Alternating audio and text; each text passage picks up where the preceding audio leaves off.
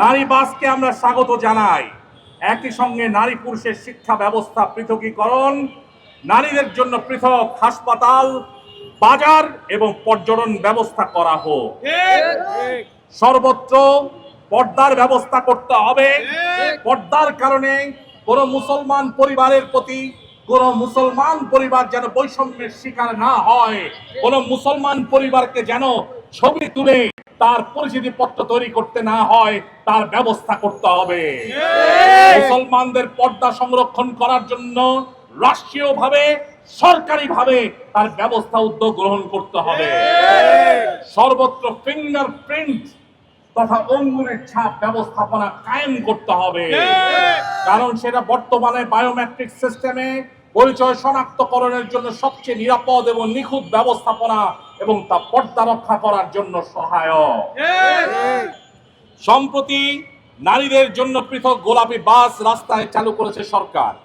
আমরা ইনসাফ কায়েমকারী ছাত্র শ্রমিক জনতা সরকারের এই উদ্যোগকে আমরা স্বাগত জানাই। ইতিমধ্যে মেট্রো রেলেও নারীদের জন্য পৃথক কামরা রয়েছে, তবে সেটি পর্যাপ্ত নয়। নারীদের জন্য পৃথক কামরার সংখ্যা আরো বৃদ্ধি করা প্রয়োজন। সরকারকে একটি বিষয় মনে রাখতে হবে, বাংলাদেশ মুসলমানদের দেশ। এই দেশের ৯৮% জনগণ মুসলমান। মুসলমানদের দেশে সর্বশরীর পর্দার ব্যবস্থা রাখতে হবে। এই জন্য নারী পুরুষের পৃথক শিক্ষা ব্যবস্থা চালু করা, নারীদের জন্য পৃথক হাসপাতাল, পৃথক শপিং সেন্টার ও কাঁচা বাজার এবং পৃথক পর্যটন কেন্দ্র তৈরি করতে হবে। নারী পুরুষকে একত্র করে কিংবা বেপর্দার পরিবেশ তৈরি করে কখনোই দ্বীনি পরিবেশ তৈরি করা সম্ভব নয়। আর দ্বীনি পরিবেশ না থাকলে সমাজে শান্তি শৃঙ্খলাও প্রতিষ্ঠা করা সম্ভব নয়। এবং ষষ্ঠত আমরা বলতে চাই, সুন্নতি বাল্য বিবাহ নিয়ে ষড়যন্ত্রে লিপ্ত এনজিও কার্যক্রম নিষিদ্ধ করতে হবে। বাংলাদেশে বাল্য বিয়ে বন্ধ করতে বিদেশি তহবিল নির্ভর এনজিও কার্যক্রম হঠাৎ করে বৃদ্ধি পেয়েছে। বিদেশি অর্থায়নে পরিচালিত এনজিও গুলোর মাঠ পর্যায়ে সক্রিয় হচ্ছে এবং রাষ্ট্রীয় ব্যবস্থাকে ব্যবহার করে বাল্য বিয়ে বন্ধের কার্যক্রম পরিচালনা করছে।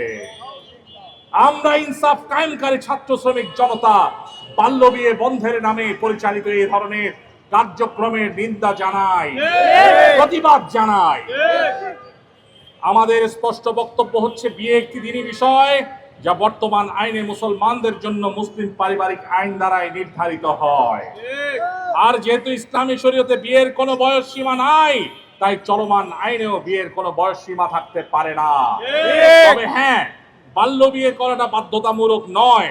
তবে যদি কেউ করতে চায় তবে তাকে বাধাও দেওয়া যাবে না, বাধা দেওয়াও যাবে না।